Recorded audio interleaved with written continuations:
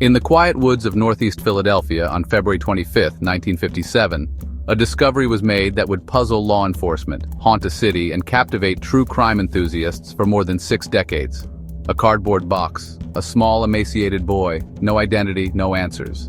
This is the case of Joseph Augustus Zarelli, once known only as the boy in the box.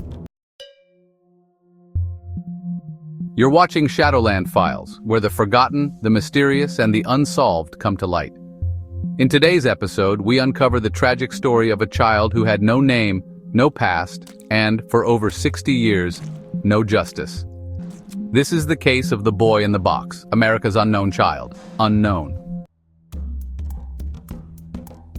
That cold February day, a college student was cutting through a wooded area off Susquehanna Road, a shortcut he'd taken before. He spotted something strange, a large cardboard box, once used to ship a baby bassinet sold by J.C. Penney.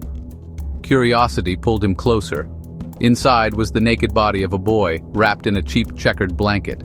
The child appeared to be about 4 to 6 years old, his frame frail and underweight. His hair was crudely chopped, likely post-mortem. His small hands were clean, fingernails freshly trimmed. His eyes were closed as if he were merely asleep. But the bruises and wounds on his face told a different story. The student was startled, terrified, and fled. He didn't report it immediately. In fact, it wasn't until a second passerby came upon the box that authorities were finally alerted. The Philadelphia Police Department arrived and quickly secured the scene. What they found left more questions than answers. There was no blood, no evidence of a struggle, no signs of who this child was, not even a scrap of paper with a name.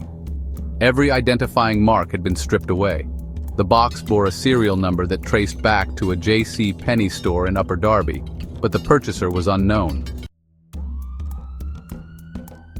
Autopsy revealed more disturbing details. The boy had suffered multiple blows to the head. The cause of death was blunt force trauma. He had old scars on his ankle and groin, as well as a fresh surgical scar on his left foot. There were signs of chronic malnutrition, but what truly baffled investigators, no one had reported him missing. The boy's features were captured in a sketch and later a post-mortem photo, carefully staged.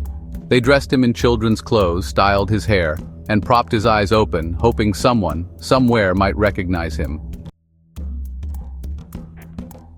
How could a child vanish, die, and no one even look for him? One early theory focused on a foster home located about 1.5 miles from the crime scene. The home was known to take in children, and some investigators believed there might be a connection. A psychic who visited the site even claimed the child had died there, but when authorities investigated the property, they found nothing concrete. The owners were questioned.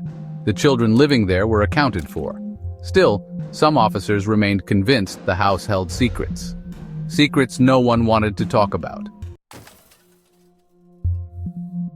The box itself was a key clue. Investigators traced it to a J.C. Penney store, where it had once held a bassinet. Only 12 had been sold. Every buyer was contacted, except one, who had paid in cash and left no name. Alongside the box, a man's blue corduroy cap was found. It had a leather strap and was custom-made. The tailor recalled the buyer, blonde, in his 30s, spoke with a Scandinavian accent. The tip led nowhere. Everything in this case seemed to dangle on the edge of a lead and then dissolve into nothing. In time, the case became a breeding ground for speculation. Some believed the child was an unwanted sibling hidden away from public view, possibly the illegitimate child of a well-known family. Others thought he had been trafficked, sold into an illegal adoption or child exploitation ring.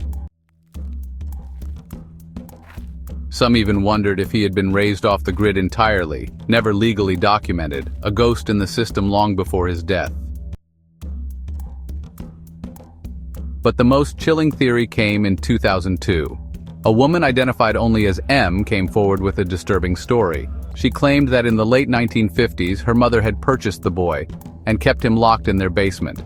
She said the boy was routinely abused, starved, and eventually killed after he vomited in the bathtub.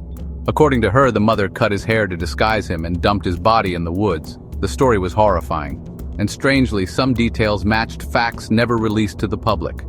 Police took it seriously. But M had mental health issues. Her story couldn't be verified. No physical evidence linked her or her family to the boy. Once again, the trail went cold.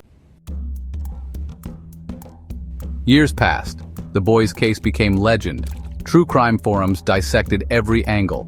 Amateur sleuths posted theories. The grave of America's unknown child became a pilgrimage site. But then came DNA genealogy. In 2019, the VDOC Society, a group of elite forensic investigators, exhumed the boy's remains. With improved technology, they were able to extract a viable DNA sample. In late 2022, over 65 years after his death, the boy was finally identified, Joseph Augustus Zarelli. He was born on January 13, 1953. He was 4 years old when he died. His birth certificate listed his parents, a local couple from Philadelphia. Both were deceased by the time he was identified. Their families were known and descendants were traced, but no one had ever reported Joseph missing. So authorities have chosen not to release full details about the parents, out of respect for surviving relatives. However, it's known that the mother came from a well-connected family, and rumors swirled that Joseph may have been the result of a secret pregnancy, possibly born out of wedlock. Was he given up willingly or hidden intentionally? Did he live with his biological parents? Or maybe was he placed in the care of someone else who abused him? We still don't know. Even with a name, the mystery remains. No one has ever been charged. No one has confessed. And perhaps most tragically, no one who knew Joseph in life has spoken publicly about what happened to him. His tombstone has since been updated to bear his name. Visitors still leave flowers, toys, and notes. Strangers mourn the child they never met. Because Joseph Augustus Zarelli was not just the boy in the box. He was a human being, a son, a life cut short in the most violent, dehumanizing way, and then discarded. The story of Joseph reminds us that sometimes the scariest stories aren't legends or myths. They're the ones that happen in real neighborhoods, to real children, hidden behind curtains and secrets. Someone, somewhere, knows what happened to Joseph, and maybe, just maybe, they're still alive. If you have any information, even the smallest detail, contact the Philadelphia Police Department. And if this story moved you, don't let it vanish. Share it, talk about it, keep his name alive, because Joseph deserves more than a box. He deserves justice. This has been another descent into the unexplained, brought to you by Shadowland Files. If this story moved you, share it, discuss it, keep Joseph's memory alive, and don't forget to subscribe for more investigations into the shadows of history's darkest mysteries. Until next time, stay curious and stay vigilant.